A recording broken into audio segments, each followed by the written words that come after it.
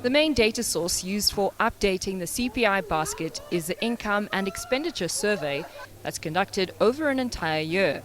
This survey involves detailed questions to households about their spending habits. It is costly to run and is done nationally, targeting 30,000 households. Chief Director for Price Statistics at Stats SA, Patrick Kelly, says ideally the CPI basket should be updated as frequently as possible.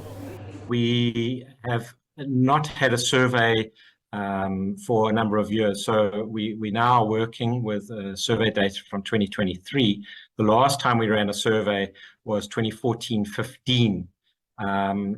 So that's been a bit of a challenge for us. So we did do a kind of partial update of the CPI basket in 2021.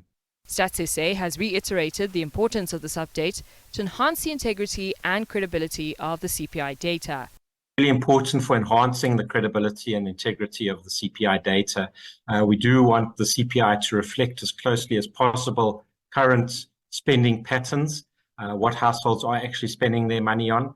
And, the survey, together with other data sources that we use, do give us a very good reading on not only what people are spending, but also the proportions of their total spending on these different items.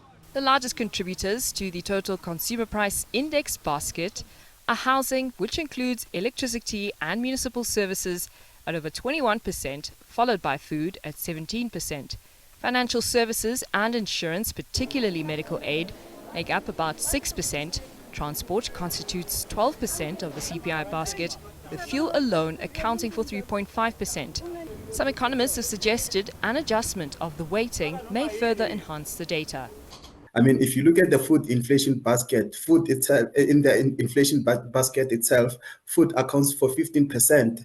And, as a result of that, any shock that comes through in the economy through food prices means that, inflation will remain higher.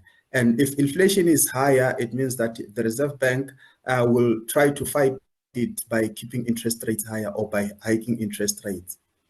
At the same time, economists suggest that the gap between people's lived experiences and the data may stem from the survey's focus, which primarily covers individuals in metropolitan areas. I think the disparity could be that, our inflation basket is calculated based on the metropolitan survey. So there are still people that are not being surveyed. Like, for example, people in rural areas, they experience inflation in a different way. Because, for example, if food has to be transported from the urban areas into the rural areas, it means that the retailers will add an additional transport cost, and so prices will be higher in those areas than in urban areas. Technological changes also affect the composition of the basket, and the possibility of streaming services being added has not been ruled out. Stats SA also uses data from other sources, including retail chains, industry organizations and other surveys to help give a clearer picture on consumer spending habits. Nosipho, Radebe, SABC News, Johannesburg.